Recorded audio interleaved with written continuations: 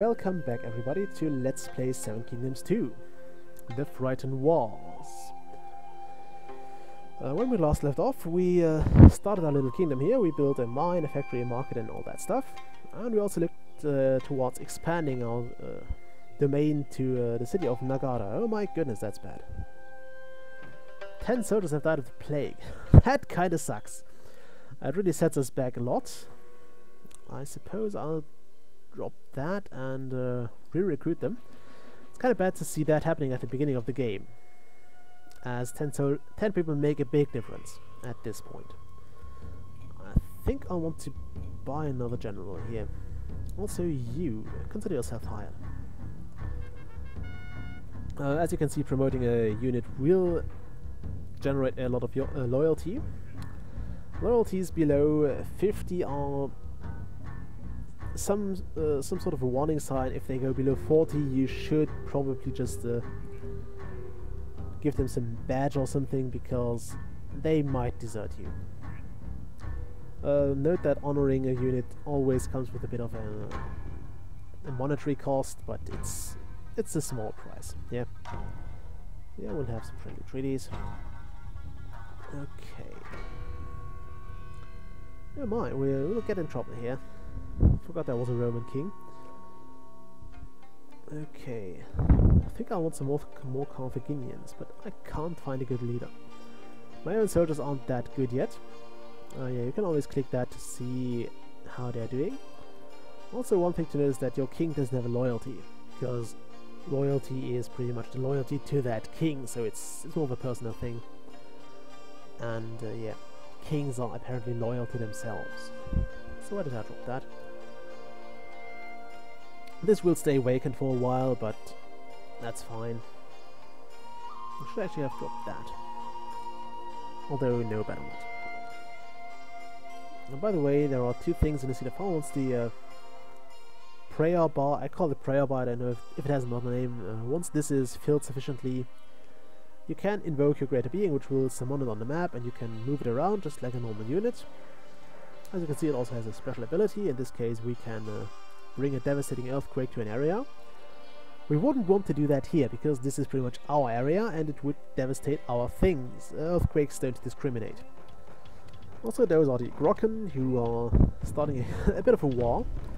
And the Frightened AI is always a bit troubling, because they have a very, very strained relationship to efficiency. And I personally don't like how they do it.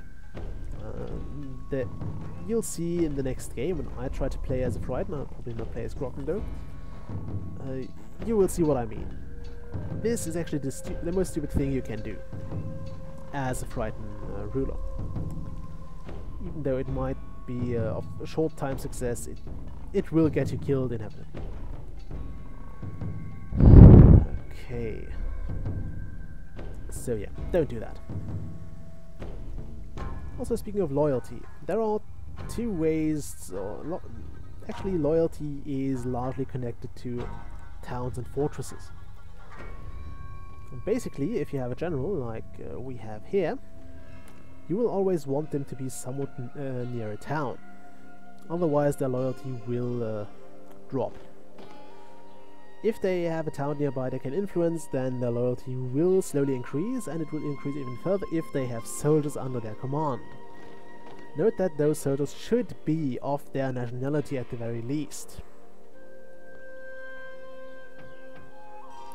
Some people seem to enjoy having special units and normal units mixed together. I try to keep it as pure as possible, for the very simple reason that I prefer to have all units moving at the same speed.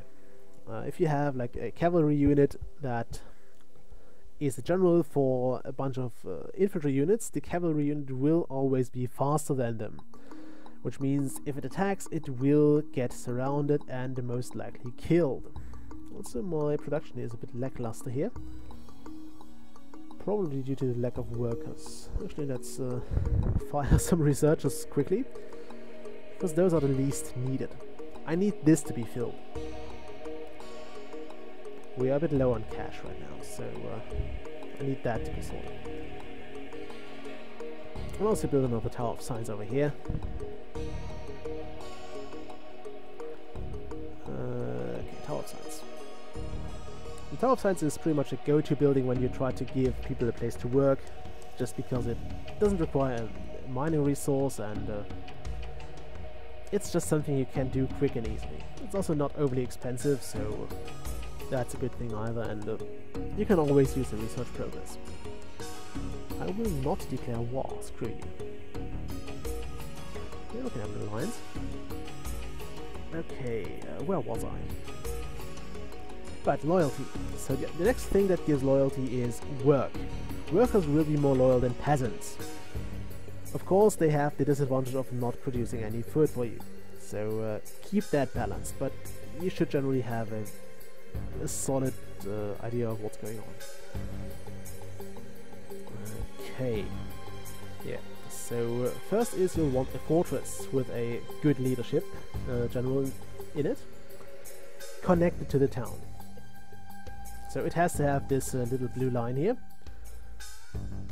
Then you will want... Give me a comment skill, please. Okay. Then you'll want to have, of course, some place to work, although you don't have to have that if your general is good enough. And ideally you also want a market. Markets will obviously... Yeah, fine. He's not happy that I didn't declare war here.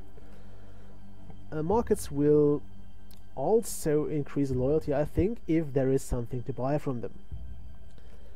But generally the largest impact is made by fortresses. You also need a fortress nearby to demand taxes or give grants. So again, keep that in mind when you build things. Also, why are my markets not working? Okay, it is working, it's just very slow. Not sure why, but it seems there's not much going on here. Oh my goodness, there's walls all over the place. Yeah, we can have a friendly treaty. There's walls all over the place. I'm gonna fire those guys, and I suppose 10 of those guys. Just so my factory gets filled, because I need that. I need that going. It needs to work, and it needs to work at full capacity right now. So stop asking me to declare war. Because this is where most of our income comes from. I'll have to put up a few rounds of taxes here, just until the next caravan arrives. By the way, flashing dots on the trade map will indicate caravans that are headed for your markets. Okay, also you see that the resistance slowly drops here. It was at 61 when it stopped falling, and now it's at 58. So soon enough people will start working in that mine. Yeah, alliance is going down, but they shouldn't declare war on us. Okay. Yeah, the leadership of the loyalty of a general is generally secured by giving him soldiers and a town to govern. Again, make sure that the town and the nationality of the town and your general match, because that has a large impact on their effectiveness. So let's give this a friendly treaty. I don't want them to attack my stuff. They will generally accept that because they have enough wars already going, and I usually don't mind the Frighteners being around because they kind of distract the others, so I don't have to bother with them, and yeah, they sometimes kill a king, and that means I can grab a scroll of power, which is a bit of a challenge I put to myself. I always want all the scrolls of power in the game, which often doesn't bode well for the respective kings, because they need to die in order to drop it. Also, we finally have caravans arriving. I don't know why they don't. We have trade treaties all around, so actually people should start buying our stuff. No idea why they are not. I really don't know. I would prefer them to buy stuff from me, because we're a bit low on cash. In fact, if you are very low on cash and going into the negatives or hit 0, your buildings will start to decompose. So you will have to bring up even more cash to repair them, because repairing costs money. Yeah, that's a bit troubling to say the least. Also, yeah, if a town gets attacked, the loyalty will drop, but people won't rebel against you. This will not spark rebellions. If you don't have a fortress nearby and the loyalty drops below 30, then it will spark rebellions. Also, this is kind of nice because they just surrendered to another kingdom.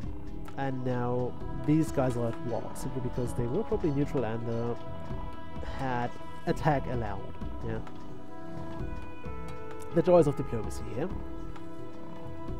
By the way, you can always deal with your kingdom, with another kingdom, with a war by simply asking everybody else to join in against that kingdom, and then they will have to sort things out for themselves. It's kind of hilarious. Okay, I think I'll start with bribing this town. I have some money lying around now. Granting a town money is quite expensive, and I would recommend to do this very, very, very carefully. Simply because at lower resistances, the same amount of money will get you less drop in resistance. So, as you can see here, he starts working now. I still can't recruit them because that requires the town to actually surrender to me. But they start working now, and resistance will drop quickly now. So yeah, use it carefully because you can. Oh my, that's very powerful. Okay, yeah, you can have some food. Have an alliance, but you can't have a war. Sometimes the unknown blessing is a new resource with a mine on top of it. It's randomly, it can be near one town you own, it can also be on the other side of the map, as we've seen here. And in fact, since mines are a bit expensive to maintain, as you see here, it costs about 600 per year. I will probably just sell this. Actually, I am half tempted to sell this, just for the sake of not having to pay for it anymore. Actually, let's speed this up as well. I need some more peasants and some more workers, and stop it with this bomb. My goodness, those guys are annoying. Okay, now this mine is working, and you see that. Now I can show you. Look at the animation. Now it's working and not working. Now it is. Well, now it is. Any moment now. Now it is. There we go. That's what I wanted to see. So yeah, those towns are pretty much ours. That is sealed. Also, let's check our military quickly. If this had said something like 1 or 2, also you can double click on that to select those fortresses. Or those generals if they're outside.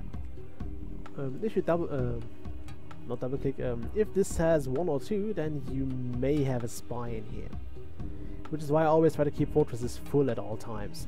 So if this says something different than 15, check the fortress, you might have a spy. So, yeah. Just the little things that keep your life spicy. There we go, the town has surrendered, and now I can actually recruit those guys. Since this is an infantry unit, I will just recruit everything. One other reason to keep... No, we can have that.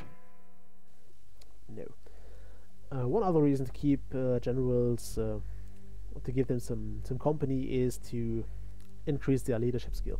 The more soldiers they have, the better their leadership skill is. Also, we have 22 people now. If I right-click one of those guys, the education will stop and they will go back to that town. Yeah, I'll also get my money back. But yeah. So that's how recruiting works, training works, and how expanding your cities, your domain works. You can attack towns directly, which will drop the resistance as long as the defenders are outside. However, this will often lead to you having to fight the defenders, which means you have to kill civilians, which, as I mentioned, is a heavy hit to your reputation. And it will, of course, decrease the amount of civilians the town will have at the end. So you will always lose out a bit, and you will have less taxpayers, less peasants, less workers, less soldiers you can draw from that town. And yeah, this is of course not good. I mean, the town will grow slowly, but small towns will grow slower. Also, don't research that. Give me that. As I said, war machines are simply not worth dealing with. At least not in my opinion. I know some players like them, and some players just use war machines a lot. God damn it. But yeah, I don't. Get over it. If you want to see war machines, we will see plenty of that in the wars that are going on here, but I will not use them. Also, there goes my countdown, so the episode is pretty much over right now. As usual, leave a comment below. Feel free to subscribe to my channel, I would absolutely love that. Leave any questions, comments, criticism if you have any. Leave it below and I will try to sort it out as soon as possible. So yeah, I'll see you all next time. Bye!